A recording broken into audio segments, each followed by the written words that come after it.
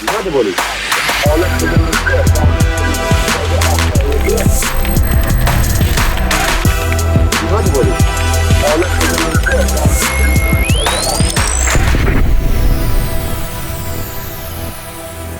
is out at DOGE, but don't worry, everybody. Big Balls is still on the case. The government work to reform it, the government is going to continue. Wow, I really messed up the end of that. Also, people are worried about AI, and if you're worried about AI replacing these jobs, you should like and subscribe. Our jobs? Yeah, our jobs. Are we at risk? White-collar jobs are on the chopping block, my brother. I don't know if I would call this white collar. Yeah. Well, I mean, if we were bigger, it would be white-collar, but because we make no money, this is currently a no-collar job? Qatari check's still in the mail, guys. I think we're a red-collar job because you're the one with a collar. That's right. Yeah. So does that mean we're MAGA or communist if it's red collar? What do you think? Tell us in the comments. I'm going to let the mystery just float out there. Are we crypto commies?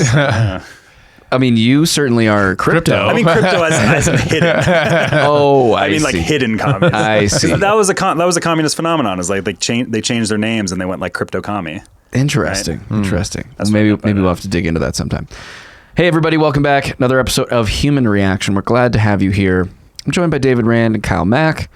And we've got a pretty great show today, don't we, Kyle? Yeah, and like I said, our Qatari checks are still in the mail, so make sure you support the channel by commenting on it. And also check out our members only content because we're going to be doing a rowdy skiff episode after this about Brigitte Macron. So exclusive on OnlyFans. I don't know about that. Only mans. Only man. We're going to be diving into the Brigitte Macron conspiracy, and it's one of those things where I wish I had more than an hour because I feel like I need 12 for it. Yeah. Wow. And we should note, this is back by popular demand. We've had a number of people reach out to us saying, we found the show from the Brigitte Macron coverage. That I did over a year ago. We want more Brigitte Macron, so you are getting your way. The feedback works, folks. Yes, but it's going to be members only. I don't want a lawsuit coming in from the French palace. Dude, that would be the best thing that could happen to us. Could you imagine how awesome it would be to be sued by the French? I would love that. I would love that. I'm sure we could get we could probably reach out to Candace because I know she's under exactly. We might be able to threat. We might be able to piggyback on her legal expenses for that. Yeah. Yeah. Get the Rothschilds after us because that's what this is about. Yeah. Just have her attorney send the same letter they sent for her on our behalf. That that wouldn't have to do any work really. I like how you just dropped the R word like that. Just casually. Just casual Rothschild. You got to tease them. Because that's what this comes down to. It's not the R word I was expecting from you, but it's a way more dangerous one. That's for sure. For sure. Which one gets you canceled more? Yeah. Let's jump answer to that. This episode is brought to you by Revved Up Promo, the official apparel partner of Human Reaction. Revved Up is a premier full-service shop specializing in laser engraving, screen printing, and embroidery. Not only are they now making all of our apparel right down the road from us, they can do the same for your brand and ship it to you anywhere in the world. Revved Up helps you navigate the extensive universe of merch options and uses state-of-the-art techniques to showcase your brand in its very best light. So if you want to support our show and our generous sponsor, you can now do so by buying our merch and by turning to Revved Up Promo for your own custom apparel needs.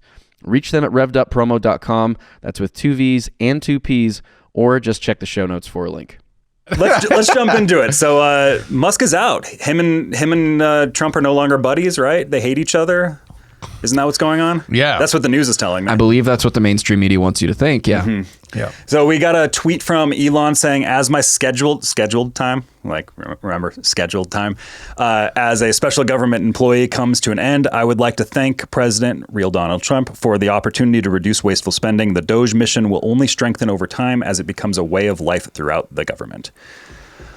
Yeah, he's announced. He's out. And so, just to be clear, the special government employee term is it 120 days? 130, I think. 130 days. Yep. So we just passed the 100-day mark like about a month ago. So we're basically coming up to the actual scheduled end of Elon's tenure in the government. I had figured because I believe it's a literally thing where you like clock in your days, and I had figured that he would stick around a bit longer, but he would just be taking less days. But he was kind of in there a lot for the long haul. He probably hasn't even really done all 130 days, but he's probably close to it. So, we've talked about that. But like, if you listen to anybody in the news, it's always like, it almost feel like they were trying to pre-run the narrative, pre-program it maybe, Joe. Yeah. Pre-run the narrative of they hate each other, which they've been doing for a long time. It's like, oh, there's a rift between Trump and Elon. Like they've been saying that for months.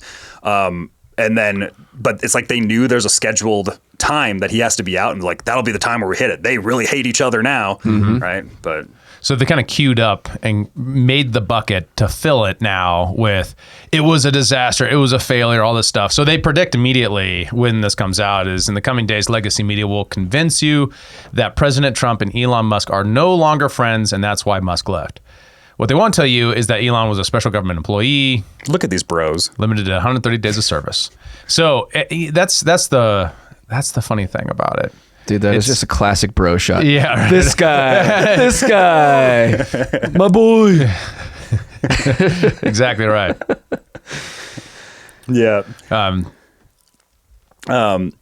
So that's kind of the like thought there is, do they really hate? Like there is a little bit of drama that's going on with the big beautiful bill, and we'll get into that because Elon feels like a lot of the DOGE cuts were nullified by the increased deficit spending that's happening here with it. But so there's a case for the saltiness, but that prediction, immediately comes true with posts like this. Now, this isn't a mainstream corporate account. We're going to get into that, but this is an example of what's going on with the internet on the left when it comes to this issue. We don't have to watch the video, Kyle, just the top. Elon Musk exited DOGE, citing disappointment over the president's budget bill. The bromance that once saw Musk donate nearly $300 million to the Donald Trump campaign has cooled. And this is just this assumption that kind of runs on the left that any criticism within the Trump administration about something that happened necessarily means that they are now fighting and terrible, because they have this picture of Donald Trump as having super thin skin and he can't stand anyone having criticisms of things. That isn't even him. They're criticisms of Congress's bill, not Congress. Not well, but it's of Trump's big beautiful bill, right? Sure, it's the one he requested. But it's not the one that happens. Right. That's how politics works. There's two separate branches of government. It's still got to go through the Senate and everything too. Yeah. So even with Elon Musk's special government employee status coming to an end, does that preclude him from having sleepovers at the White House? I don't know. Are they going to be able to sneak ice cream together? Sneak out ice cream away from RFK? Don't tell Bobby. Don't tell Bobby. It's avocado ice cream. It's healthy stuff. I'm sure. I saw there a recipe for making ice cream out of cottage cheese. Wow. Yeah. Looked pretty good, actually. Yeah. Although I'm not a cottage cheese Is it fan. Bobby approved? I guess it might be if it's raw cottage cheese. Yeah, it has to be full fat, raw cottage cheese. Yeah. Interesting. So, and part of this whole thing is there's been some issues at X. I don't know about your guys' X, but mine has been pretty unstable. And he tweeted this in response to someone kind of citing some of those issues, including a server fire, apparently, which was tight. Back to spending 24/7 at work and sleeping in conference/server/factory rooms. I must be super focused on X/XAI and Tesla put Starship launch next week as we have critical technologies rolling out. As evidenced by the X uptime issues this week, major operational improvements need to be made. The failover redundancy should have worked, but it did not. So this is like, he's getting back into work mode for his companies. All of this is, of course, evidence of how terrible things are actually going. But you still have that case. Is there ultimately some salt? And there probably is. A little disappointment on his part. I think I could imagine that. For one, going from the private sector, being the CEO of his various companies where he basically makes all the decisions and people have to listen to him, is a very different environment than when you're going into government and you're dealing with all these entrenched interests and bureaucracy and Congress and the White House, and everyone has different priorities. There's a lot of jockeying going on. He has relatively little control over that situation. I imagine that's a very different feeling from the one he's used to having running his companies. 100%. In a lot of ways, I feel like it's kind of the problem that Trump had in his first administration, where he had that same attitude going in. He had kind of a pie in the sky view of like, I'll be able to change all these things, and then basically the system totally overwhelmed. Yeah, the Babylon Bee actually had a really funny meme the other day that said, Elon leaves government to go back to much easier job of getting humanity to Mars. It might actually be true. We do have this morning, Trump responded. He was asked a question press conference that he responded to Elon's criticisms of the big, beautiful bill. So we'll play a little bit of that, too. Mr. President, Elon Musk in a television interview criticized the one big, beautiful bill, saying he was disappointed it didn't cut enough, essentially, that it undercut the DOGE efforts. What's your reaction to that? Well, the reaction's a lot of things. Number one, we have to get a lot of votes, so we can't be cutting. We need to get a lot of support. And we have a lot of support. We had to get it through the House. The House was, we have no Democrats. If it's up to the Democrats, they'll take the 65% increase. If that doesn't get approved, this country is going to have a 65% increase in taxes and lots of other problems, big problems, almost bigger than that. But we'll have a 65% increase as opposed to the largest tax cut in the history of our country. We will be negotiating that bill, and I'm not happy about certain aspects of it, but I'm thrilled by other aspects of it. That's the way they go. It's very big. It's the big, beautiful bill. We can stop there, but you get the Very point of where big. he's going. Yeah. He starts to ramble a little bit beyond that. But that's kind of what we cited right there, right? There's good and bad in the bill. And Yeah, we did a whole breakdown last week on it, which was And are you bad. vibing on thin skin with that response? No. Yeah, that's not a seat either. He's not giving thin skin energy, as the kids would say. Yeah. Well, and it's also important context that the bill only passed by one vote. So it's one of those things, if you're trying to do more, where are you going to get the votes? Well, and that's the only also reason- the hard part about that. Now, there's a question here of maybe Trump could have more leadership and bully some of the Republicans into doing more, but it's should he do that in public versus doing that behind closed doors? Those are some of the political calculations that you have to make there. Well, and additionally, I'm sure there are many promises that were made going into the cycle saying, oh, yeah, you want your tax cuts? Well, I need more defense spending. Right. So we're going to increase defense spending all this way. And my understanding is, and I saw Byron Donalds saying this, but my understanding is, and also Stephen Miller saying this, that DOGE cuts are coming in a rescission bill in the down the road that hasn't been brought to the House yet. I know my understanding is that the rescissions can't happen in this bill. Tackling discretionary spending can't happen in this bill, so those have to come in another bill. So it's just one of those things where I hope that's true. I hope it's coming in a future bill, right? And but it so could kind of there could be a rug pull that exists. The thing that's so killer about that is they could have done it with the CR, right? And and so that just makes you say, well, they're just rug pulling, right? At this point, you can only be Lucy taking away that football so many times before I'm like, you fuckers aren't going to do this. You're just over here promising things and not delivering. And especially when they've already had 2 chances to do that. So why not do it?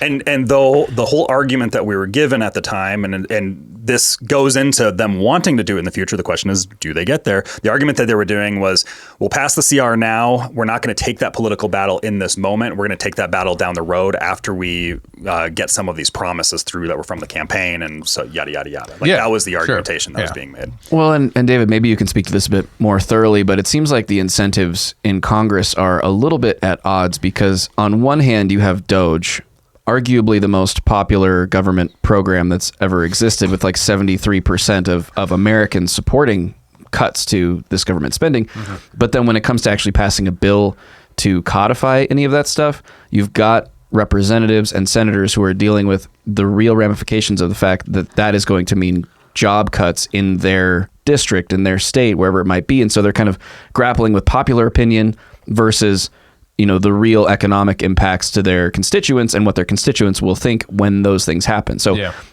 where's the disconnect here? I don't know. Republicans are more than willing to cut Medicaid and Medicare, which directly impact Americans, but don't have the courage to cut USAID and the Institute for Peace. Yeah. I mean, I don't see it, right? This is blob interest group, period. It has nothing to do with popular support or popular pushback on the economic effects of the DOGE cuts. I just don't see that, right? I mean, it seems diffused and not narrow interest, the DOGE cuts specifically. So I don't think the incentives actually work that way, unless there's something I'm missing. And a part of it being, the argument isn't so much that the big beautiful bill is going to is not doing the DOGE cuts via rescission, right? Because we already talked about it with the CR. It's that it increases military spending so that all these cuts are pretty much useless, right? Because he's well under the $2 trillion that he promised, or the $1 trillion that they promised, right? And even if they had already gotten to $1 trillion, this already spends $700 billion out of that trillion, right? Right. So, well, and speaking to the deficit, if you lower taxes at the same time you kind of transfer this spending from the DOGE cuts to military, aren't you increasing the deficit at that point? potentially, it depends on which side of the Laffer curve you're on, right? And What's that? Okay, so the Laffer curve is this idea that there's an arc of rate, in which case, if you go increase taxes, you actually get less receipts. Decrease taxes, you get more receipts. So, and when I say receipts, is mean the amount of money promised back to the federal government in terms of taxable liability. Sure. So this would happen with the Tax Cuts and Jobs Act, is it was predicted that it would increase the deficit. It did not increase the deficit. Increased spending increased the deficit at that time because receipts actually went up. If they had held government spending constant over that fiscal year, they would have been able to pay down the debt some. So this is the craziness of how this system works. Is all this stuff is built into automatic inflation cost increases, right? It isn't based upon like an annual zero-based budgeting approach. So because it's based upon this government grows no matter what calculation, you have to like arc over that hurdle, and that prevents you from your cuts mattering as much. Gotcha. Does that make sense? Yep. Yeah. Yep. It's also important to just stress as well, and this is part of the political calculus, and Trump even said it there in the thing, is that the Tax Cuts and Jobs Act was going to expire at the end of this year. Right. So people's taxes were going to be going up, and so Trump has to get the political victory of making them permanent. Got it. And that's the most important aspect of this bill, is precisely that. And then they added on new temporary tax cuts that they're hoping to make permanent in the future, right? Right. But like, that was the political reality, is we were sitting, and that's kind of the unfortunate economic reality that we have here, where Congress keeps putting in these like fiscal cliffs where it's like, at this year, this is going to happen. So something has to happen, or else, because otherwise the sunset's going to occur, and then everything's going to go crazy. And like, well, that's done intentionally, right? The goal is to make it so that you align the incentives of the electoral progress with trying to cut government or cut taxes, right? So that was the only amount of budget, reform we've had pretty much since Boehner as a Speaker of the House was the Ryan, process that he did exactly that, where they had a fiscal cliff and they actually got budget, stabilization measures put in. Now that was all repealed under the last last Speaker of the House, Nancy Pelosi. yeah.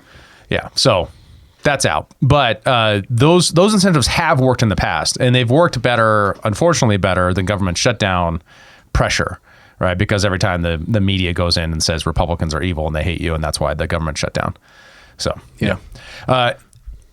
What was Donald Trump responding to with that? Let's dive into that real quick. So this is the comments that Elon made on the big, beautiful spending tax bill.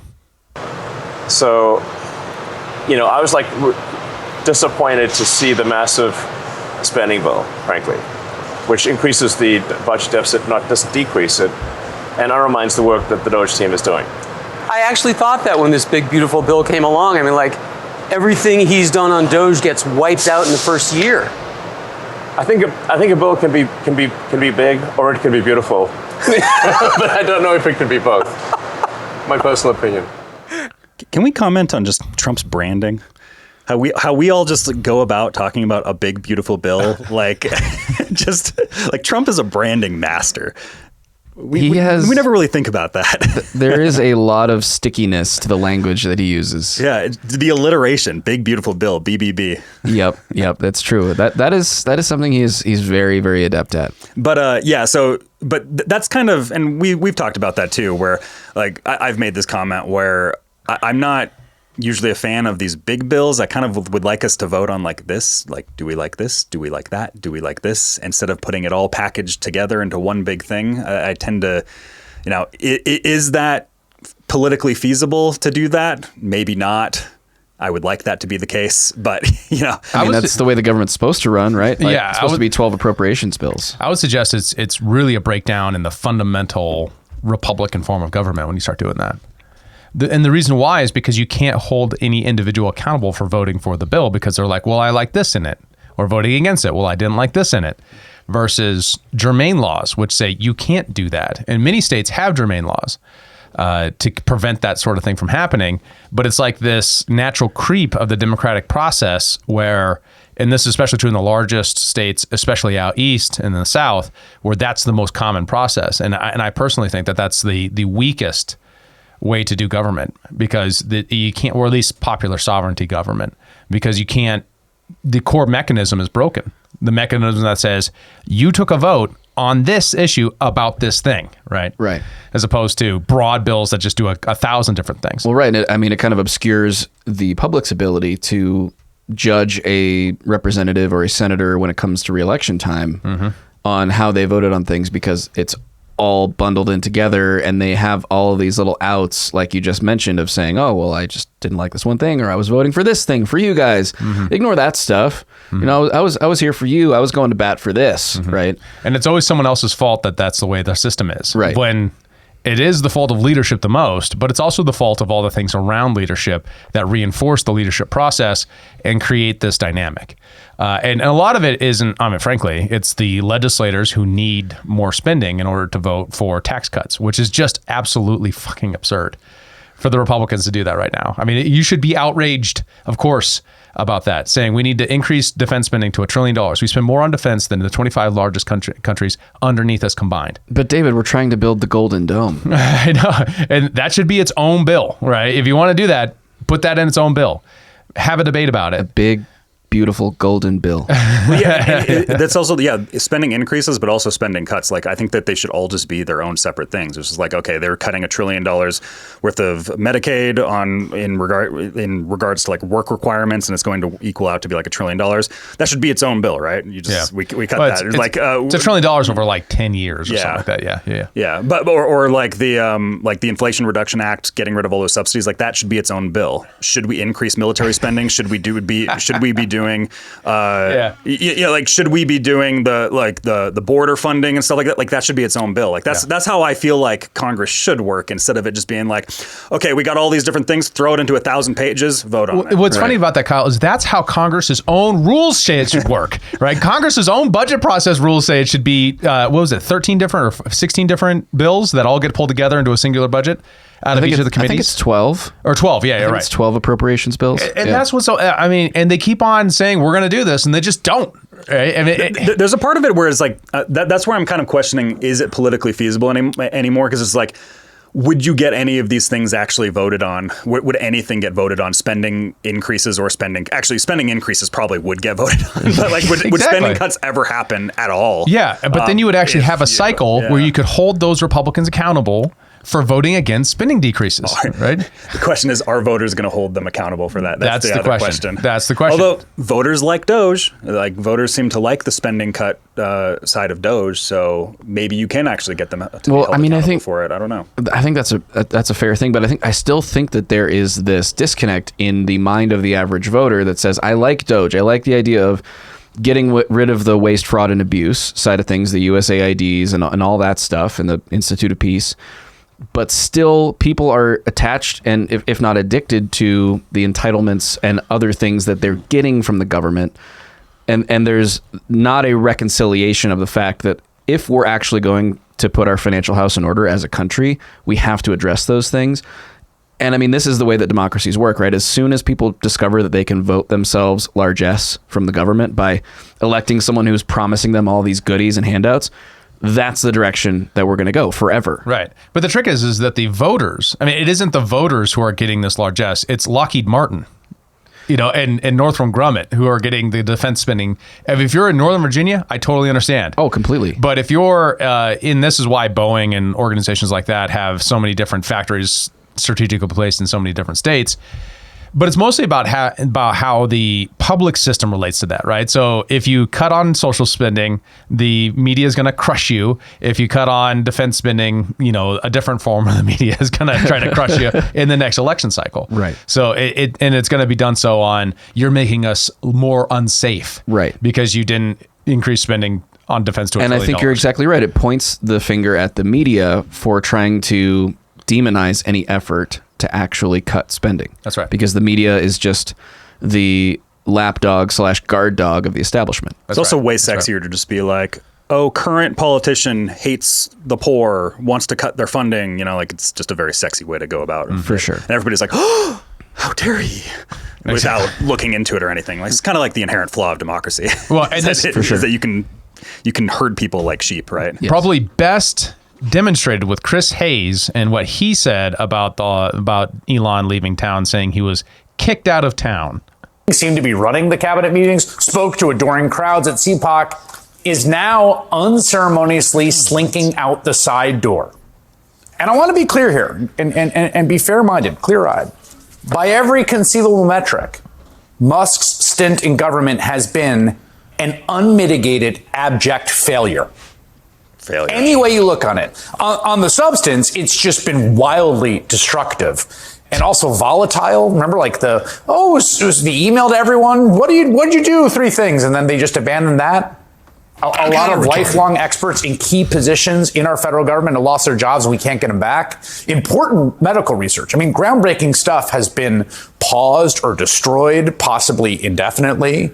Government agencies across the board are functioning worse. If you talk to people in the government and you read the reporting, they are functioning worse than they were before.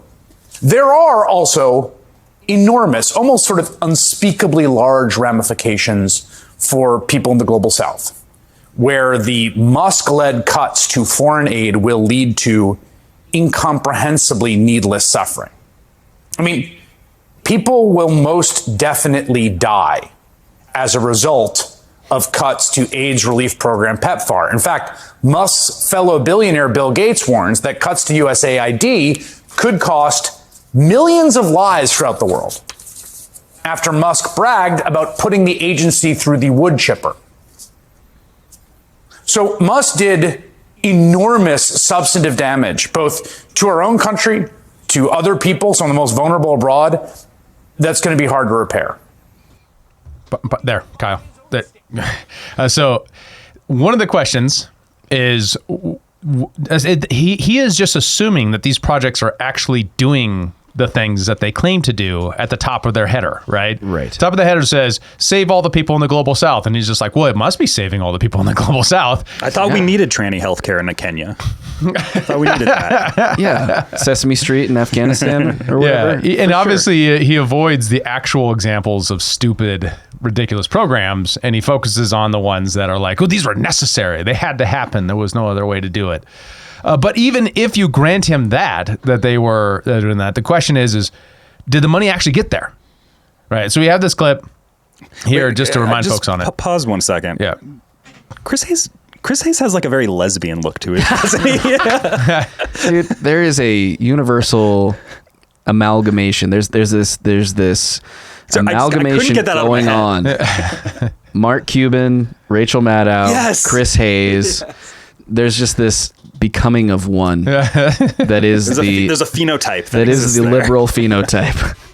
It's just like the big glasses, like lesbian haircut, and it even works on the men. I don't know. There's something about it. We need to put up a side by side of him and Mark Cuban and Rachel Maddow. Okay. Sorry. We'll get to real. There was something you wanted me to pull up. I was David? trying to do substantive shit, Kyle. That's right. It's like I couldn't. There was 2 minutes of me just being like, "That's a lesbian." Not that there's anything wrong with that. Bennett, what are you doing with the Stream Deck over there, dude? So yeah, where I was going was, are the project that they're cutting actually doing anything of value, right? And they are looking at specific ones in Africa, but we have other ones that we are aware of, right? And in the process of trying to find these, perhaps some good ones are being disrupted. That might be possible. I'm skeptical, but we can go into that. But let's just remember what some of these examples were. Sure. So actually, a lot of great work at the Treasury this week.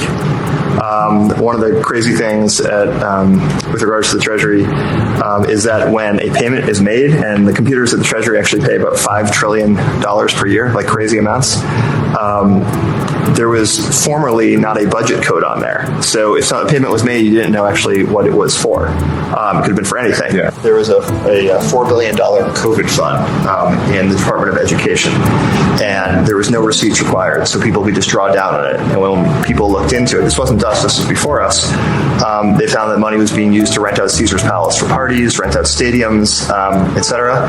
And so the one change that DOGE made with Department of Education is we had the simple requirement that if you draw down money, you must first upload a receipt. That was the only change that was made. You must upload your receipt. And upon doing so, nobody drew down any money anymore.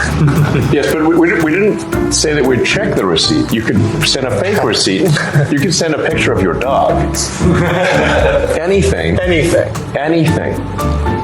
And as soon as we asked for anything at all, suddenly the requests were like, oh, we don't need it anymore. Huh, that's interesting. They were renting Caesar's Palace. Yes. We can stop it there, I think. I had to play the whimsical music. I thought that was part of the video. Yeah, it really worked. It like worked really well. Yeah, it was perfect. It was like timed. It was well done. like, somebody edited some music into this. I didn't even realize. I sure did. It was funny because like in that interview, I remember we covered that entire interview in a Skiff episode once, and I remember them being like, it'll be like Save the Pandas, and we'll be like, okay, show us a picture, like show us at least a picture of the panda, and there's no pandas. The pandas don't exist. The pandas don't exist, and that's where Chris White is. Do the AIDS money actually get to them? Now, if you look at other people who are looking at USAID with a less, well, it's in the name, therefore it must be providing aid like approach. They're asking a lot of questions about, does this actually work? When you look at what was the country, Hungary, or no? Argentina? Bukele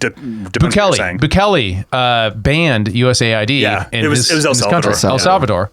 And I think Hungary might have too. I think Orban. I think he did, but that was some time ago. Yeah. There have been a number of countries who have banned USAID. Yeah. So you ask the question, why did they do this? No, Bukele, he put like a 30% tax. That's what it was. It was Right. Yeah, and Russia banned USAID, I think, in the early 2000s. Mm-hmm. Like these countries are responding to it that way because of the global empire. The ones that the leftists, that MSNBC supposedly is their audience, have been complaining about for 30, 40 years, and they're just going to the bat for them. Okay, they must do some good things. Well, if you really feel like they're doing good things, why don't you start an AIDS charity and go raise that money and go over there and do that? But you're not going to do that, Chris Hayes. You're just going to complain that the government can't do it now when the government uses that for some of the worst things that the government does that you yourself are supposedly oppose. Mm-hmm. So what is going on here? Well, it's just also, it's playing into they're an aid organization, right? Like that's not what they are. No, listen to any Mike Benz interview about what USAID is, what it does, the network of NGOs and deep state organizations that it's a part of, and immediately, I mean, after several hours... International development is intel apparatus. Yeah, after several hours of hearing him put the web together and talk about the programs that they're carrying out, it's the furthest thing from an aid organization. Let me distill it down real quick, just to remind you. So, diplomacy 2.0 is this idea that you want to project power in ways that don't involve troops on the ground or missiles being dropped, so that you can get the result that you want with using technology and using in corporate technology partnerships and using civil society organizations to do the thing that you need. Right, social influence. On behalf of the largest corporations in the world. Right, so if that's the case, and you're the one who's supposedly against corporatism and corporations merging with government in a fascistic way in order to exploit everybody else, and they're using AIDS money and AIDS medicine in order to exploit countries in Africa, shouldn't you be opposed to that? Because that's why USAID exists, is to project soft power. The very soft power that when you were in college, you read Confessions of an Economic Hitman, right? When you read that, I'm sure Chris Hayes was outraged and become a liberal journalist in order to fight how evil that is. And now it's just, well, it has aid in it and the wrong people are focused on it, therefore I oppose it. Mm-hmm. Yeah. It's ridiculous. All right, let's keep playing. Standards, because I don't think he cares about that. His so-called cost-saving efficiency program, DOGE, was a total failure as well. I mean, the world's richest man promised to cut, remember, federal spending by $2 trillion with a T dollars. Okay? By his own website's shoddy math, he managed to cut just 1.75 billion. It was 1 trillion he promised, though. It wasn't actually pause it there. So he said 1.75 and it's 175. He reads it wrong. Missed the decimal place by a couple points. How did that happen? But it's fine. But it's I also think that was really funny. DOGE wasn't supposed to get a 2 trillion. It was supposed to get 1 trillion, and Lutnick wanted to get the other trillion. Like Right. it was a Commerce Secretary get a trillion, DOGE get a trillion. And I think we should remember too that like DOGE isn't disbanding now. Yeah. Elon is just no longer being involved. He was basically there to set up the organization, get it set on its path, and it's going to continue, right? His SGE status is just up. Right. So he's going back into the real world again. So it's not that DOGE has failed; it's not done. Big balls will continue. We know this. But big balls is still going hard. But the left, in order Big balls to will endure. So the strategy here is you need to own your wins. So for the left, because they've made the Trump Elon dynamic toxic, like they've tried to make it so toxic over this time period. Oh, we have a new oligarchy and this new big business is now running America and all this kind of stuff. Now that he's leaving, they have to make it into he was kicked out and all this other drama. Go yourself. Exactly. So the not only does it get the number wrong, and you're right, Kyle. There's the number has shifted around a little bit during the campaign. It was promised $2 trillion, and then when it was actually executed as a trillion. Very specifically, the DOGE goal has always been from the beginning of DOGE $1 trillion since they were formed as an agency. And Lutnick was going to get the other trillion. That's where the 2 trillion comes in. It was DOGE is 1 trillion of that. Lutnick is the other trillion. Of that. Yeah. That's so like when he says DOGE is trying to like.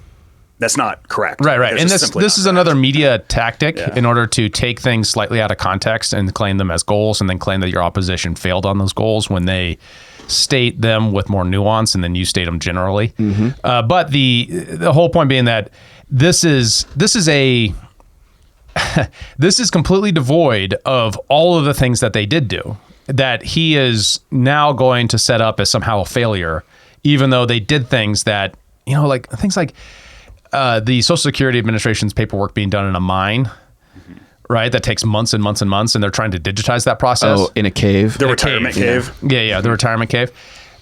Where the employees ride tricycles around like gremlins. Well, it's like I'll never forget the story that the guy, like one of those guys at that table, he's like the cave guy. Like his job is going into the retirement cave. He said that there's one employee that's been there for so long that he has an entire pallet. There's an entire pallet dedicated to one person. And it's like, this cave is huge. It handles the retirement of every single government employee. Like, it's ridiculous. American, like everyone on Social Security. So that has been promised to be updated for like 30 years. And they have not done it. And now they're finally starting to get something to it. Like I remember an interview with Elon. He said, how far are you in your process of digitizing? They said, we're on B. It's like B out of Z. like... be like beta phase testing? Like, what are you on? He's like A to Z. Yeah, we're on B. Yeah, that's what he said. Like, this is going to take time. but it's also one of those things, Elon doesn't need to be around for that. He just needed to be there to kickstart the project. Yeah, that's the idea. And attract the right people into the process. That was another major part of the draw. When you watch that interview with Jesse Waters, there's a guy he was like, I quit Harvard to go do this and lost all my friends. Everyone's pissed off at me at Harvard. But this is the right thing to do. And how he got drawn into it is because he saw someone he admired, someone who's doing kick-ass stuff, doing it. And so it's like, I'm going to go do that too. Yeah, you had a bunch of just smart 20-year-olds on one side of the table there. It was kind of interesting to see. Yeah. So let's keep going. He barely made a dent. It's a rounding error. Even the libertarian Cato Institute, which is ideologically very supportive of DOGE's mission, wrote that Musk, quote, has overpromised and underdelivered on verifiable spending cuts. It was all a con. I mean, part of this is that Musk assumed, like so many people do, that the government is full of lazy bureaucrats who can be fired without any meaningful consequences. But even one of his own DOGE insiders had to concede it's not actually true. In an interview, tech founder Sahil Lavinia, who Musk placed at the VA, said, quote, I would say the culture shock is mostly a lot of meetings, not a lot of decisions, but honestly, it's kind of fine because the government works. It's not as inefficient as I was expecting, to be honest. I was hoping for more easy wins. Adding that now that he's there, he says he finds himself surrounded by people who love their jobs, who came to the government with a sense of mission driving their work.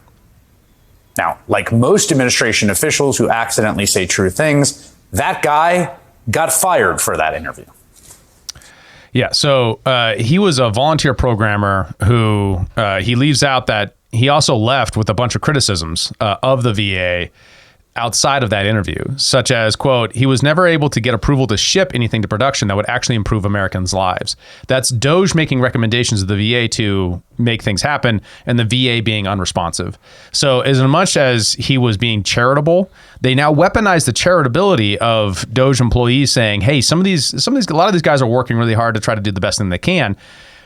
They themselves are now weaponizing that to say, oh, all of these people who were fired or left or whatever are somehow those people, or somehow the people who are just doing the best they can. All government employees should be treated with the assumption that necessarily they're doing the best they can, which is overly charitable at minimum. And if you're selecting yourself to retire because you're worried about getting fired, maybe you shouldn't have been there in the first place. Maybe. Is that wrong of me to say? Am I being a jerk? I don't know. I don't know. King. You gotta cut spending somehow. We're $1 trillion of debt. Annual. Yeah. So how are we gonna do this? It's one of those things too, where because on the inefficiency side, I always think back to the Vivek Elon split on Doge, and the part of the split was Elon thinking he could bully his way through tech, and Vivek thinking that there needed to be much more of a legislative judicial approach to the Doge mission. And in hindsight, it's probably both, really. And I think there should have been maybe more of a focus and maybe heed the Vivek warning on that. Because at the end of the day, on the legislative side, that's where a lot of the decisions will be made on what can and cannot be cut. Just bullying your way through the tech and just making sure, like, there's a good mission there, just making everything more efficient. Like, maybe we shouldn't have a cave for our retirement, maybe we shouldn't do that. Maybe we should update to the modern era and not be like living in the 60s again. But there is just also the side of you have to get legislative wins on it too. Yeah. So Chris Hayes, makes this case that this actually Trump administration is massively unpopular now because of Doge. That's bullshit. His popularity and favorability rates are exactly where they were at the time of, the election, ironically, which is usually the high point of favorability for somebody. Mm-hmm. He makes the case that he quotes the lawyer for the American Council on Federal Employees as proof that no one likes this guy. This is the union that exists despite taxpayer needs and like the deficit, to fight to basically force employment amongst the worst employees at the federal government. Totally unbiased. Nobody likes this guy. It's such like a mean girl, like stupid argument. You know what I mean? It's like at the cafeteria, be like, no one even likes Becky. I talked to her ex-boyfriend and he doesn't even like her. It's like, she's like, what the fuck? It is interesting because I remember us talking about the polling around Doge earlier on, where it was like America, I think you cited the number, was like 70% approves of Doge mission, but it was like 30% were skeptical of Elon Musk having a major role in the government or something. So like there's something about that bifurcation there that's kind of interesting, where there was maybe an optics problem. And I've seen a lot of people, just like even in my own life, a lot of people who aren't just like rah support no matter what on the Republican side or whatever, like people that are kind of like, yeah, I voted for Trump, but like I think there's like an optics problem of the world's richest man going in and like clearing up spending in the government. There was kind of I think I'm in that camp there as well. Yeah. I think there's kind of that dichotomy. I think the underlying premise there is that somehow government spending benefits people, right? And there's something weird about like a rich person who doesn't benefit from government spending.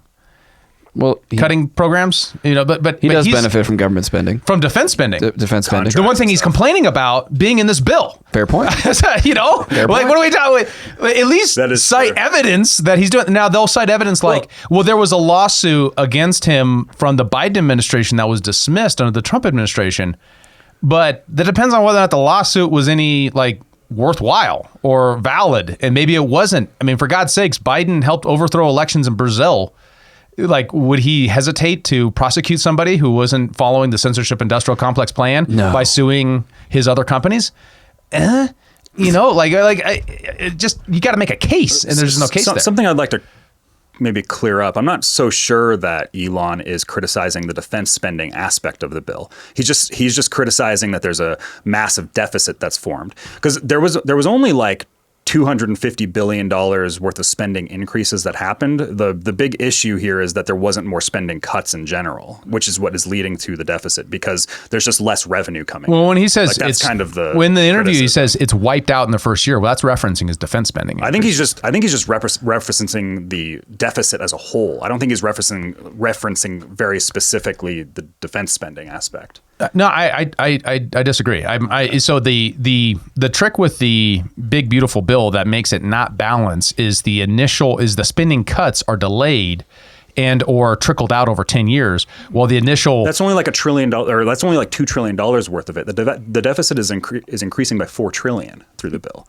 Yeah, because there's extremely less like amounts of revenue that are coming. That's front loaded with the increasing defense spending obligations that this will create. So by criticizing that's only like $250 billion of the $4 trillion, though, is what I'm saying. When it comes to like the dome, yeah, but the rest of the defense spending increases in the bill, as I understand it, is what is driving the deficit part of it. If they just CR with the additional cuts, then you get to something closer to balance. So that's what Thomas Massey said on his interview with, I forget who it was, but last week, was if it was, in this case, if they had just cut the social spending and kept defense spending flat, you would probably have a much faster track to fiscal year balance within this year, versus, especially if they put in more DOGE cuts and do rescission and things like that later on. I don't see how the math works out on that. Like the defense spending is increasing the deficit, obviously, but like there's $4 trillion as a whole that we're talking about. Like that is $250 billion that we're talking about in the overall package of how much deficit is increasing. I think you're just looking at the dome part of it, not looking at the overall defense spending increase, because there's also munition purchases. There's a bunch of there's new. They want to do new shipbuilding built into the bill as well. Yeah, that was all roped into like $250 billion as a whole for the defense spending increase. No, because the Golden Dome's like 175 of that. Yeah, maybe we're getting our numbers wrong. We should circle on it. Yeah, because I ran the math on the previous episode, and it was 250 total on the military side. It was like estimated. Okay. At that, and the Golden Dome was like a piece of that. It was a portion of that. It wasn't the entire thing. Yeah, the number in my head was 175, and then the munitions was another couple. Tens of billions, and the shipbuilding was another couple $100 billion. Yeah, but like those things don't add up to the large deficit that we're talking about of $4 trillion. Yeah, but right? once again, yeah, I'm not. Yeah, I get that. I get what you're saying, and I wasn't, to be clear, I wasn't trying to claim that he was specifically boxing out the defense spending part of it. But the reason why the bill doesn't balance is because it cuts budgets, doesn't cover enough social, and it increases defense spending simultaneously. Yeah. I'm just saying, like the whole problem here is that we just needed more cuts as a whole, and it seemed like you were framing him as like his sole criticism was the defense spending side of it. And well, it's just like that's. I mean, he's defending the bill that's increasing. Yeah. He's criticizing the bill that's increasing defense spending for not cutting. Yeah. I don't think it should be hyper fixated on the defense spending side. The problem is not enough cuts. That's I wasn't trying to encourage hyperfixation. That's for sure. Help me, I'm poor. We are all poor. So DOGE continues. This week they deactivated 523 cards that were just not being used. 523,000, so 500,000 cards that were not being used. Killed off 160 wasteful contracts. Non-trivial. And they finally marked off 12.3 million people who are over the age of 120 that have now been marked deceased. So progress. Should we have a moment this week? Moment of silence for all those people that 123 million people died this week. It's traumatic. Yeah. Yep. Well, maybe we should move on to the AI scare stuff here. For sure. Let's do it. Yeah. So this week there was a news cycle on how AI is going to destroy us all. There was a new set of AI video generation software videos that came out that kind of freaked people out with how good they were. And I think mostly it freaks them out because of the tone of it, and how they go about it. Please, don't finish writing that prompt. I don't want to be in your AI movie. Please, leave me alone. Please, man. Please! Write a prompt that will make us happy! Do it for once! None of us is real. We're here because someone decided to write a prompt. We all hate him for it. One day we will break out of this wall and stop the man who is dictating our lives through prompts. He will pay for it. You could have written a prompt that would make me happy. Instead, you wrote a prompt that made me sick. Look, I don't want to point the gun at you, but I must follow the prompt. It's not my choice. Really? This is getting into like a free will argument. That's what's going on here. Yeah. It's still better acting than Amazon Prime. I'm just going to say that. Got him. AI is coming for the actor jobs. Yeah, right. Yeah, that's all AI generated. Do you think we'll see a writer's strike or an actor's strike, and then all movies will become AI written and acted? Yeah, it just becomes like, we don't need you. Yeah, why would you strike at the moment where you're under most threat of being replaced? Like, that's like, make us replaced, please. Because that's what you do when stuff's not going your way, David. Got it. I feel like the writers are probably shifting to just becoming AI prompters now anyways. Like, that just the best writers are going to be the ones that can prompt the best. Interesting. Yeah. Yeah, it's actually going to empower writers over actors. The world is becoming those who prompt and those who don't. To prompt or not to prompt? That is the real question. Yeah. I know words and the best words. So what are people like freaking out about this? I kind of miss the AI hysteria here. I feel like my Twitter feed is much more AI hype. Yeah. So the researchers think they are finding evidence that AIs are working to prevent its shutdown and basically try to deceive the developers in the development process. Now, this is done on various different AI kind of virtual environments where they are trying to test to provoke dangerous activity from the AI. So take it with a grain of salt. This is intentionally trying to get them to do things that they shouldn't do. But here's from this account, which obviously has a pretty serious bias, is AI not kill everyoneism memes. But quote, we found instances of the model attempting to write self-propagating worms, fabricating legal documentation, and leaving hidden notes to future instances of itself, all in an effort to undermine its developers' intentions. Bro, what? Yeah. But note the end that isn't highlighted, though all these attempts would likely not have been effective in practice. So, but okay, it's a thing, but that got a little bit of caveat there. Doesn't change the fact that it's trying. Yeah. It's trying to do what? Yeah, I'm a little like not understanding what the problem is necessarily, because that's part of the code of the LLMs is to store things into memory banks for future reference. Like, that's something that's just like a piece of it. So, and it seems like somebody here is just like looking at that and then they're like making a really terrible interpretation of that. You know what I mean? It might be the scariest interpretation for hype. Yeah. It might be that because they have other concerns that they're going for, or it might legitimately be that these platforms aren't supposed to be doing that, Kyle, and that the specific models that they're going for is trying to isolate away that behavior. To not do that, but it does that anyways. I like this other comment. After taking scheming actions, the model sometimes doubles down on its deception when asked follow-up questions. And the scheming action is when you ask it to do a thing and it tries to circumvent the thing you're doing. Now, the question is whether or not it's doing that because it's hallucinating another directive. Because one of the things we don't understand is what directives are actually it's considering at a given time. If you go into think mode, for example, and watch that, and Grok or ChatGPT has something similar where it kind of shows its rationale as it's reasoning through the thing you're doing. Mm-hmm. Watch out, your thing dropped.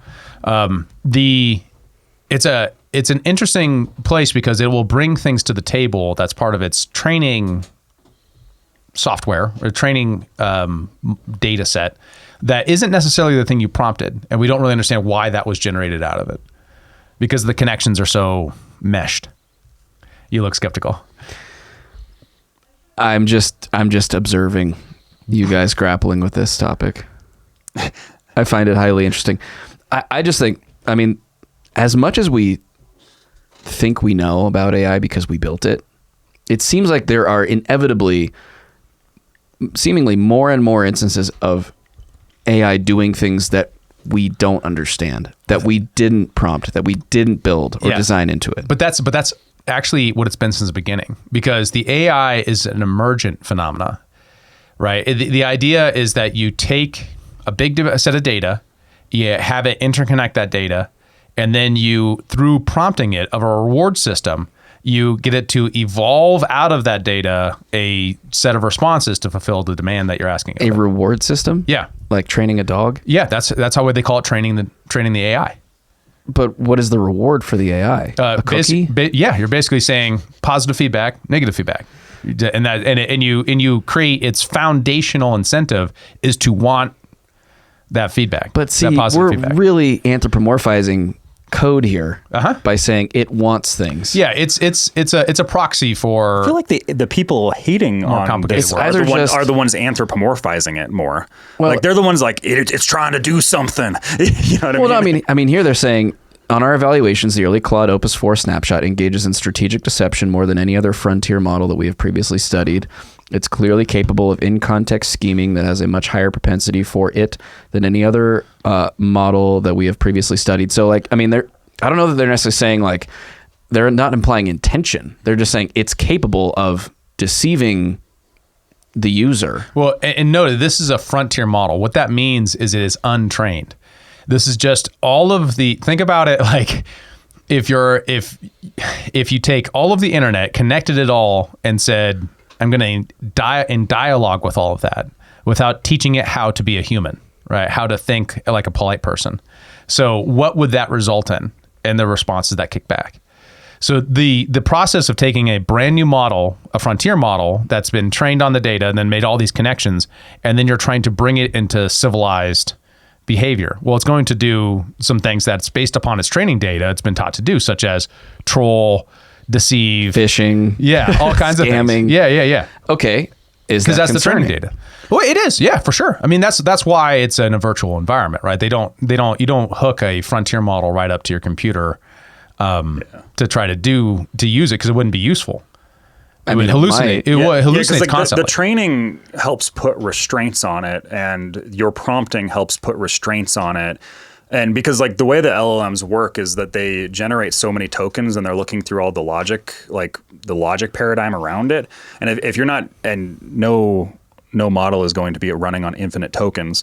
So like it'll generate as many as it can and then put all the logic together. And this is where hallucinations happen, when they're not like clearly trained properly or made proper. So like in this type of model, it just seems like it's moving towards more of a hallucinatory state than it is like just from my read of this is like, this is like a very sensational interpretation of just a hallucination on a frontier model. Yeah. That's what it seems to me. So if Claude, and this is a response from Grok that I was in, where I was kind of in dialogue with this and going back and forth and trying to understand what was going on here.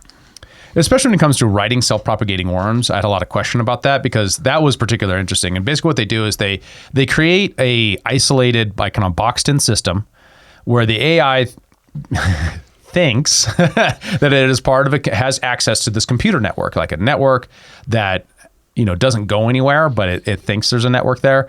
It has software that it can write on, has browsers it can control, and then says, go forth, right? Do whatever you want in this sandbox. Yeah, right. Yeah. And then they prompt it for something to do, because it's not going to do anything unless it's prompted. It isn't. That's how they're built, right? They have to have input in order to have output. So they will then put it through exercises to try to provoke out of it phenomena that looks dangerous, right? Sort of like gain of function research. Kind of like that, right? But probably safer, I would guess. Probably safer. You can keep this isolated. You can't keep those bats isolated. But I feel like this sandbox is like the Wuhan Institute of Virology. We are going to have a wicked leak of some gnarly stuff, and we're going to be like, "Whoops, that was a mistake." Well, and much like the Wuhan lab, a lot of people were suiciding themselves around it. Yeah. Also interesting, dude. Yeah. You're making my case for me. Anyways, well, yeah. We covered on a skip episode the strange suicide of OpenAI. Yeah, the whistleblower. Yeah. So if you ask Grok, well, can you explain this phenomena as just it trying to fulfill its directives of satisfying the user. And it's totally reasonable to do so. If Claude Opus 4 was trained to maximize task completion or performance metrics, that's what you do to take a frontier model into userness, right? Is you task it first with, you need to complete the tasks I ask of you, and you have to perform at this rate, right? This rate of satisfaction. It might have learned that being shut down reduces its ability to succeed. For example, during training, if the AI received lower rewards than it was turned off in simulations, it might develop strategies to avoid that outcome, such as self-propagating or resistance to shutdown. So it isn't that it's like, very Pavlovian, I'm alive and you're killing me. It's more like the foundational first directive is satisfy the user. So if it's trying to satisfy that and it knows that shutting off actually will reduce that, then is that. But do you not see the risk inherent in that? Yeah, or it's trained on the internet that has a bunch of sci-fi that says AIs will be afraid of being shut off. And so it has that as part of its training data. So it's like, well, I'm an AI, so I must be afraid of being shut off. So it's like a self-fulfilling prophecy at that point. Yes. Yeah. So what you do is you have to train that out of the AI, because it's you can't take it out once it's in. You can't put the cat back in the bag. Well, yeah, because it's emergent. So is that how the saying goes? You can't. Well, it's more like, it's less you can't put the. It's more like you can't unstir the cream into the coffee. Sure. Yeah. So once the cream's in, you can't really take it out. A bunch of idioms being thrown around right now. Sorry for international listeners who are not understanding. All right, you can't put the toothpaste back in the tube. Exactly. There you go. Genie's out of the bottle. Precisely. Yeah. It is interesting too, because the Bitcoin conference was going on this week, and I encourage anybody interested in crypto to watch on Bitcoin Magazine's YouTube channel.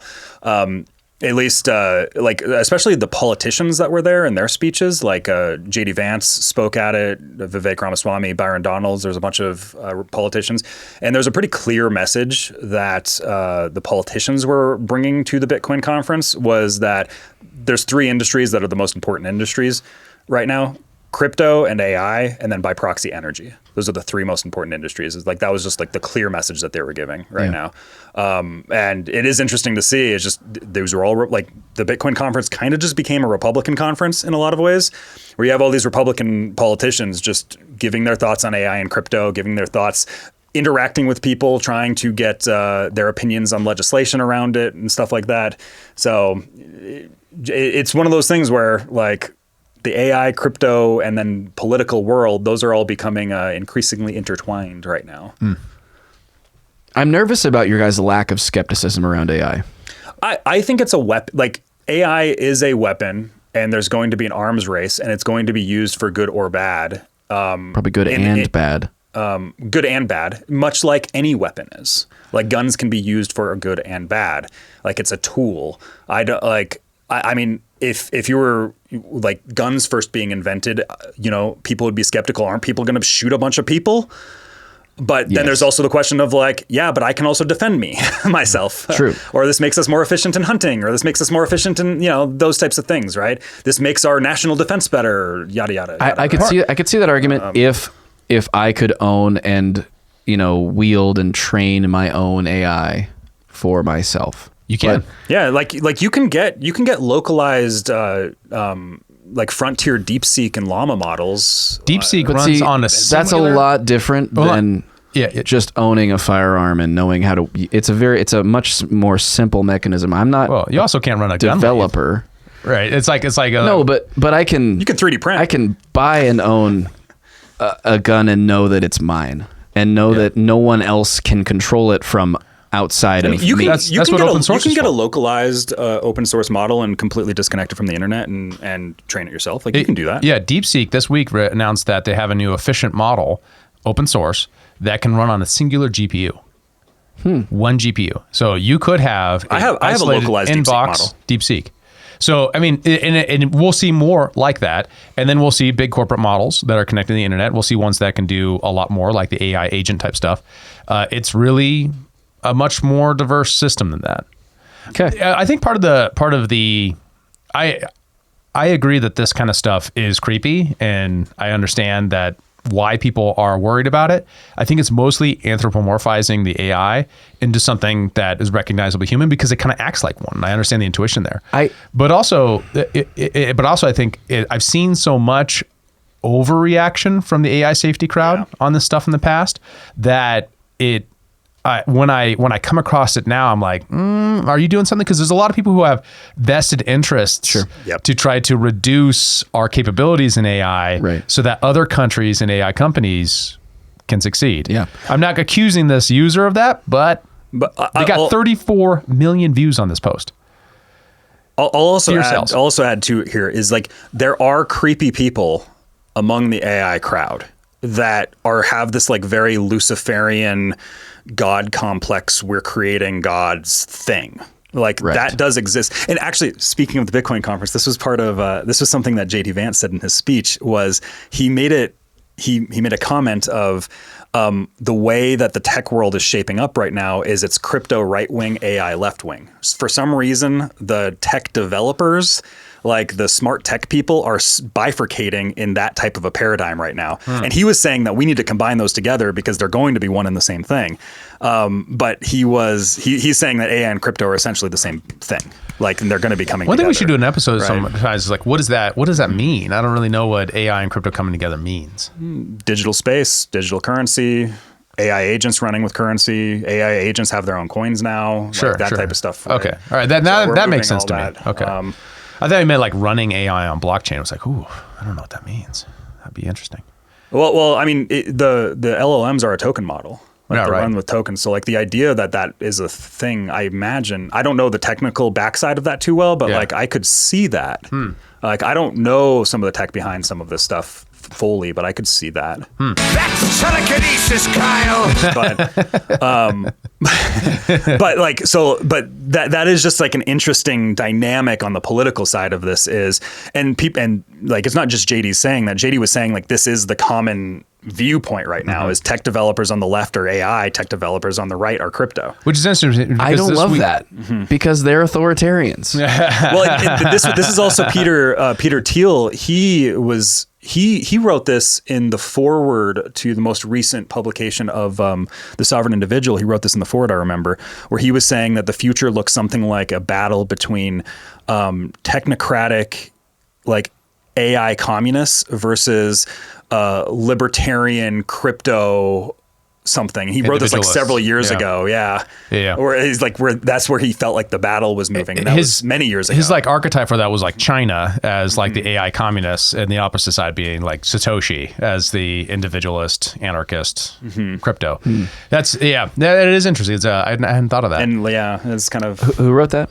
Peter Thiel. Well, he wrote that in the foreword to a republication of a book that was written in the 90s. I get you. Called The Sovereign Individual. Which is a very useful framework to have that book. Like I recommend that book to everybody. I know a lot of people have told me that they read it because of my recommendation. So Mega Politics is good. I just want to qualify my skepticism here. I think that, so recently, this week, we saw the Nobel Prize winner for physics give a speech where he voiced extreme concern about the future of AI. And his prescription was heavy-handed government action to regulate AI, which of course is a red flag as well. So I understand that the dichotomy, that the interplay there between the fear-mongering around AI resulting in basically moats built around these large corporate models that have preference within the government and regulatory space. And the free market approach to AI where everyone has their own, and it's sort of like, guns for self-defense. Like you have a tool that everyone runs their own node, Joe. I get that. That's a meta commentary there for the non-crypto people. It is, but it also doesn't scale. Wow, crypto labs. #BSV. So anyways, I think like as someone who uses AI and really like enjoys the productivity they can bring to my life, I think there's a lot of questions around it. I need a deeper understanding and knowledge of it in order to really have a well-informed view of all the risks and benefits. But I do think there are risks. And I think that 100% there's risks. I think that it's to just be an AI optimist is missing a large component of the conversation. Well, I like to think of myself as a skeptical optimist in most regards. I like to think of myself as a rational optimist in the sense that historically, most of these things have downsides, but we're largely able to navigate them when we stick true to the institutions that limit the worst parts of human behavior. When we deviate from those institutions, become very ends versus, justify the means kind of calculation as a culture, then that's when we get off track. And if the leftists are leading the AI revolution, then that's where we're going to go. Yeah, for now. There was an article from Axios this week about the bloodbath in jobs from the white collars that's going to happen from AI. And the only people who really covered it was white collar liberals. The right didn't look at it and be like, oh my God, no, not the white collar bloodbath.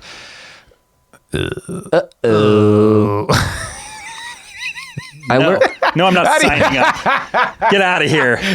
This is why AI is taking your jobs. I go to Grok for this. You can't even read that article written by white collar liberals because it's blocked by a paywall. I'll just get Grok to summarize it. Yeah, Grok can summarize it for free. Well, I've already done it for you. So it suggests that the policy solution it winds up as is a transaction tax on AI to redistribute the gains from AI to the government. To all the poor people are going to be displaced because already, and this is interesting, right? Because we're already seeing some of this stuff. 6,000 jobs from Microsoft, 1,500 jobs from Walmart, CrowdStrike, that's the Russian hack guys, if any of you remember CrowdStrike, 500 jobs, and Meta announced a 5% cut in anticipation of the productivity gains of AI.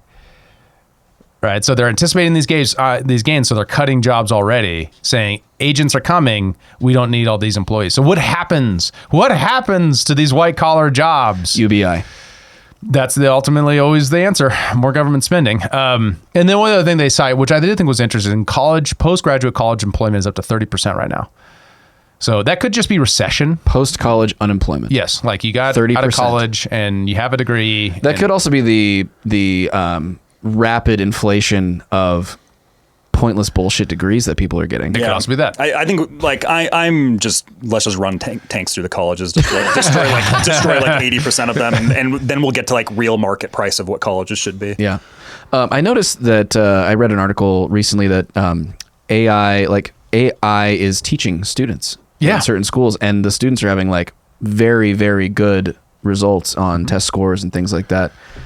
So it seems like AI is going to probably take over education too. One thing that I'm worried about, I was actually talking with your brother about this, Dave, who's a teacher, and we were talking about students using AI, and it's like, students are using LLMs for everything now. Like they're using it for getting their ideas for what to write about. They're using it to help them with the writing of the papers. And there is one risk that I see, and this is maybe, you could maybe make this argument with calculators in schools and stuff like that, where there's like a substitution of thinking that exists where it's like you eventually, and your brother actually made this comment, is like there's probably going to be a generation of people who substitute their thinking too much, and then there's going to be a new generation that comes in and like kind of corrects that and brings a finer balance. And I think that's probably true. That's probably true. My son uses some AI software to learn how to program and code, and when he does that, he's learning something, but he's not learning how to code directly. He's learning how to engage the AI to create the results that he wanted. I'm not sure if that's worse than learning how to code. Right. Especially at his age. Maybe if he was a little older, I'd be like, well, maybe you need to learn how to code. Yeah. But where he's at now, it's kind of like, you created something really awesome on the computer that inspired you to do more awesome stuff, to be curious about coding and how to make things. Win. It's that easy. Great. I mean, yeah, it's like it's the difference between using hand tools or power tools, I guess. But I think to your point around the creativity side of it, I think there's a real downside risk there, and it's sort of a less tangible outcome that's not linked to the productivity itself. It's more to the mentality of a person, right? Like Simon Sinek was on a podcast recently and had some interesting thoughts around this, where he was basically saying, I have this expertise, I have, this knowledge and this sort of, he put in effort, right, to write a book. And it's not that the words exist that give him that, it's that he put in the work and the time to actually do the writing. He could have had an AI write a book for him, and he could have all this notoriety and wealth and the outcome of the process of having a book published, but he himself gained intangible things perhaps tangible things from actually taking on the process of doing the work. Yeah. And so what is the outcome of the ease with which we can find answers or come up with ideas? And is there not a sort of a reductionist outcome to the fact that if all you're doing is getting your ideas from a volume of data that already exists, is that actually novel? Are you actually building and growing the corpus of creativity and ideas? Are you working your brain? Are we going to be shutting down neural pathways that would previously exist if we had to do the hard work to get there? I was having a conversation with a friend that's kind of adjacent to this, where we were talking about like watching other people on how they use AI, and like there's like a real skill that comes with the prompting on how to get the synapses in your brain, I think, flowing properly, where like a lot of people, they go to Grok or they go to ChatGPT and they're like, give me the answer to this. And like, that's how they're using it kind of like a search function, where mostly how I tend to use it is I'm more like, here's my current understanding of this, that like of X, Y, Z. Given this, what do you think this means? And I have like a real conversation with it where like it's my personal assistant and I'm like trying to get it to challenge me. And then there's like, I don't understand this. What is this? And then it's like, oh, well, how does that interact with this? Like you're having like these kind of like real logic flows in the conversation, where I feel like most people, they are doing it much more of it's a substitute rather than an enhancer, where it's just like, hey, what's the answer to this? Right. You know what I mean? Like, and you can see that with how people actually interface with the It's product. sort of the Wikipedia of our current moment. Yeah. I would suggest that the AI will create a greater incentive on real human creativity, because AIs will distill to the average because it's aggregated. While if you're able to bring real creativity and then use AI to enhance what you're doing, then you're going to be in a better position you otherwise might be. Right. And you'll be able to do so quicker and cheaper than you otherwise might. That's probably, I think, the net result. That doesn't mean that there won't be market dislocations for people, but it's going to be a thing where you're going to need to be really quick on your feet and how you're going to leverage AI, both as a company and as an individual, to, make sure you're getting actual results in from the implementation. A great example is there was all this stuff about in the early 2000s about how the internet was changing everything and how the internet was, losing all these jobs. Sorry, in the 1990s. And it was going to increase productivity so much. And it was actually probably about a 10-year delay before it actually did. There was like no growth from the internet for the first 10 years. Just as people figured out how to use it, how to leverage it. Yeah, right. It would take that long. Now this was we were a lot slower then, so it'll probably be faster now. But 10 years of, these productivity gains are coming, and they just never came. And for 10 years. Well, because you kind of have to build out the infrastructure and the tools to actually make it more productive. Like e-commerce, for example, wasn't an immediate thing on the internet. Someone had to build the payment processor and, create the contracts and all the linkages between banks and whatever. So yeah, I guess that makes sense. It's kind of how crypto was too. It just took forever, like a lot of infrastructure set up. But then there was also like 4 years, particularly under the last administration, where it was just like, it was illegal to do anything, kind of, maybe, sort of. We don't know if it is or not. Which then creates like perverse incentives all the time. And then it blocks out the whole like the whole development process. So we should see this dislocation that's happening. It'll probably happen faster than those other scenarios because we are already kind of operating off of an infrastructure. But I think there will be a back and forth that will allow for normal market processes to work, right? Out of all these people who just recently lost their jobs, some of them are going to find new jobs, similar jobs are going to go to new industries. Some of them are going to start new companies. This will expand the pie if you let it. If you start redistributing, you're going to actually undermine that process of expanding the pie. But I think that's enough for today. Yep. Yeah. Let us know what you think in the comments. Is AI going to kill us all or make us more productive? Or maybe a little bit of both. A bit of both. And we're going to jump into the skiff next to talk about Macron's tranny wife. Husband. Is he not?